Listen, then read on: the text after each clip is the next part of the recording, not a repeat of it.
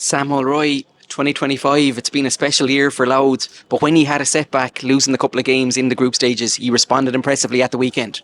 Yeah. I suppose we need to get back to winning ways. We're very disappointed with our two results in the group stage, and we knew then it was I suppose it was all or nothing then against Clare. So yeah, we had to go get a result, and thankfully we done that.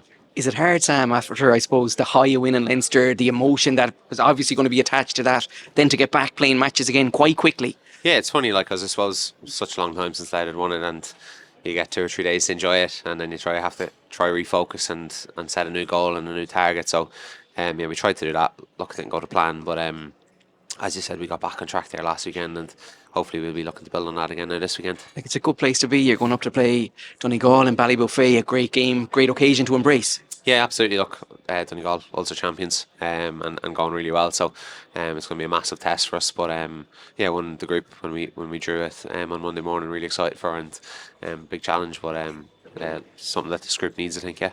In an overall context, Sam, the development allowed over the last couple of years, you've climbed through the divisions in the league and have got to Leinster finals before this year. Just your take on how far you've travelled in a relatively short space of time. Yeah. Look, I suppose it's been a big 5 or 6 years for us, and a couple of managers in there, and always learning, always developing as a group. And yeah, the group's seriously hungry for learning and for developing. So it's been exciting to be a part of, and look, the fans have got involved, and everyone's pulling in one direction. So yeah, it's been an exciting time over the last number of years. Like that connection, Sam, how relevant, how important is it to have a county behind you?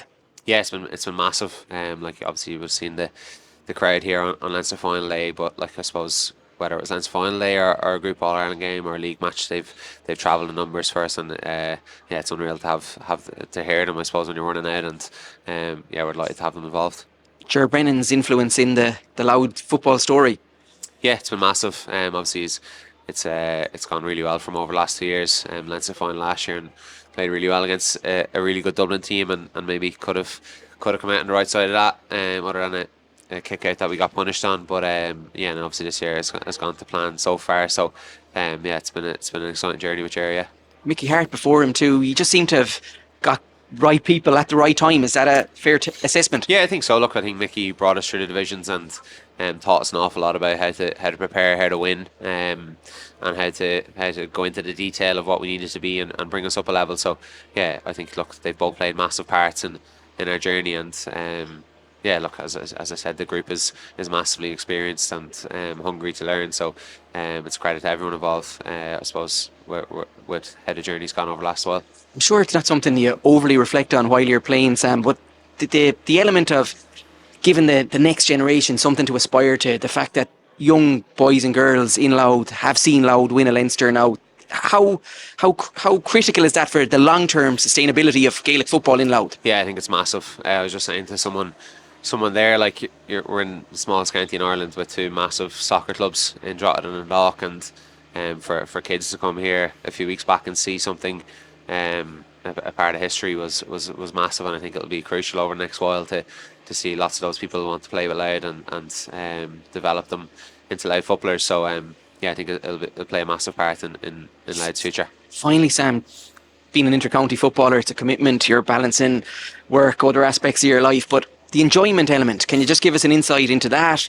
How much you want to train to improve? You seem to have a real kind of thirst to improve. Yeah, absolutely. Look, it's a massive part of my life is learning, and not just in sport, but as a person, and figuring stuff out about yourself, and how you attack challenges and setbacks. I think sport teaches you that at a quite young age, and it's something I'm very interested in. I think the new rule changes have definitely led to a different element of enjoyment to the game. Maybe got a little bit stale over the last few years, and you're coming off the pitch, having touched the ball a couple of times, and saying, "Is this all worth it?" But yeah, it's definitely been a nice change that way with the rules, and as you said there, just trying to get better each game, trying to get better each week at training, and driving the thing on has been really exciting. Something I love. Was that always something you had, Sam? That willingness, or is it something that you've developed more over time?